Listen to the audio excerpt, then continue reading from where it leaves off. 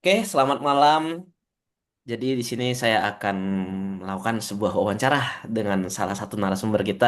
Di sini ada Mbak Afril. Di sini wawancaranya untuk memenuhi salah satu eh, keperluan nilai ujian bahasa Indonesia. Jadi Mbak Afril boleh perkenalkan dirinya terlebih dahulu. Halo semuanya, nama aku April. Bisa kalian panggil April.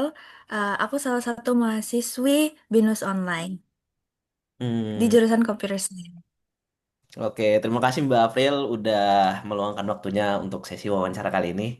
Nah, jadi wawancara kali ini nih tujuannya untuk penelitian saya yang berjudul Pengaruh Konten Digital Berbahasa Indonesia terhadap persepsi dan penggunaan bahasa di kalangan generasi muda. Nah, jadi saya memiliki beberapa pertanyaan dan mungkin bisa dijawab sesuai dengan preferensinya Mbak Afril dan pengalamannya terkait penggunaan media sosial ya.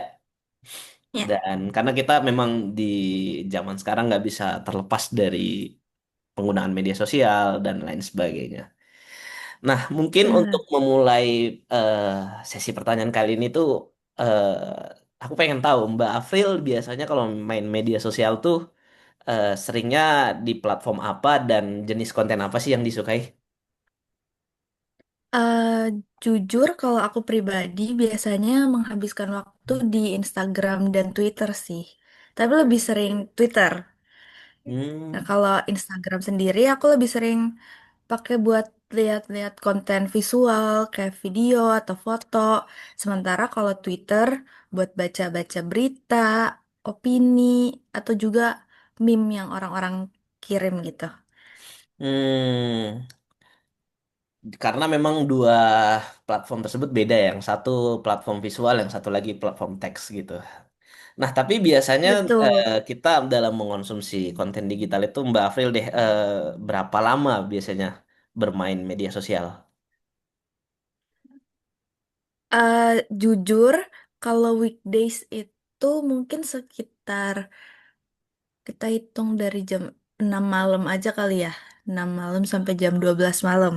Itu Hmm, sekitar 6 jam ya? 6 Ya. jam kurang lebih. Tapi kalau weekends iya bisa sampai 12 jam.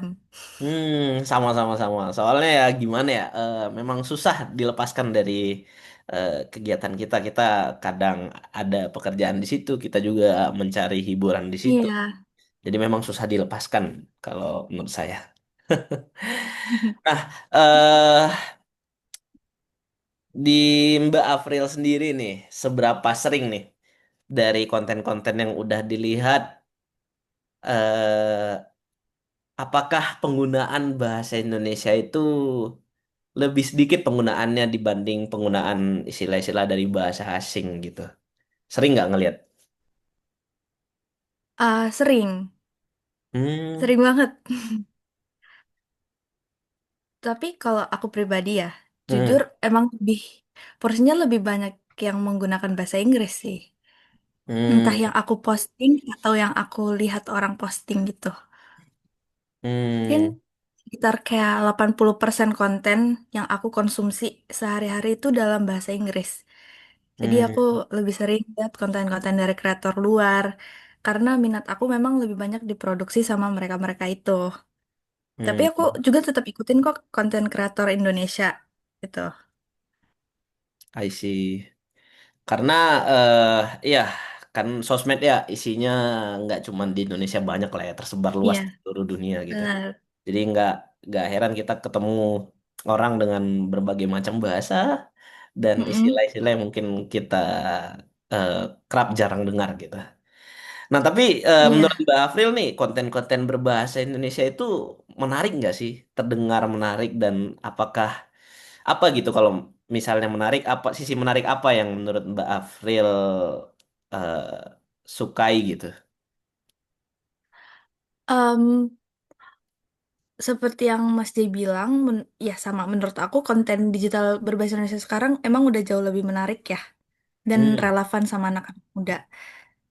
Yang bikin menarik adalah karena banyak dari kreator Indonesia itu udah kreatif banget dan mereka mampu untuk mengangkat topik-topik yang lagi hype atau isu-isu yang dekat dengan keseharian kita-kita sebagai Gen Z gitu. Jadi dan mereka tuh kemas dengan video-video yang lucu dan relatable gitu.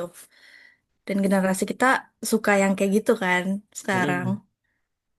Hmm. Jadi dibungkus lah dengan tadi komedi atau apa segala Iya, macamnya. Kan konten beragam gitu. Hmm, benar. ya sih sih. Dan menurut Mbak April nih, dengan seringnya kita bermain media sosial dan tadi kita ketemu konten-konten bahasa Indonesia, apakah dengan hal itu mampu meningkatkan kualitas komunikasinya Mbak April dan penggunaan bahasa Indonesia itu tersendiri gitu dari melihat kontennya? eh Jujur meningkatkan sih.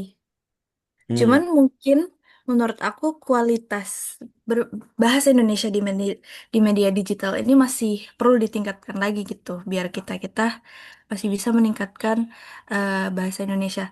Karena terkadang jujur aja, aku pribadi masih ada beberapa kata bahasa Indonesia yang kurang aku tahu. Tapi aku seringnya menyebut dalam bahasa Inggris dan aku nggak tahu nih ternyata ada bahasa Indonesianya loh gitu. Gitu hmm, sih. benar benar benar. Eh, karena sebenarnya bahasa Indonesia tuh kaya kosakata loh, kayak kita kalau nggak salah punya jutaan gitu, Iya, jutaan kosakata dan banyak yang terdengar menarik gitu kosakatanya dan kalau kita cari-cari bahkan maknanya dalam gitu dan puitis seperti benar. di lagu-lagu kita temukan orang mengungkapkan Iya, cinta aja dengan kosakata yang wah indah sekali gitu. ternyata banyak cara untuk mengungkapkan cinta lewat Betul. kata-kata. Nah, kalau bermain internet nih, Mbak Mm. April sering ketemu kosakata yang ini nggak, yang menarik nggak, lalu tanpa sadar diucapkan atau ditiru gitu, pernah nggak? Jujur pernah. Karena aku pribadi suka menulis, aku punya hobi untuk menulis cerita atau merangkai kata-kata. Jadi kadang aku membaca sebuah cerita atau eh, istilahnya kalau di Twitter tuh AU. Hmm, Terus kadang kalau misalnya aku menemukan sebuah kata-kata yang baru, kosakata yang baru, dan menurut aku sangat menarik untuk dikulik atau dimasukkan ke dalam sebuah cerita gitu, aku pasti akan gunakan di dalam cerita aku yang baru gitu. hmm, berarti apa namanya, apa yang Mbak Afri lihat itu mempengaruhi juga ya, kayak eh, tadi suka menulis jadi kosakata yang baru didengar tadi dimasukkan ke dalam tulisan. Oh, menarik, menarik. Nah,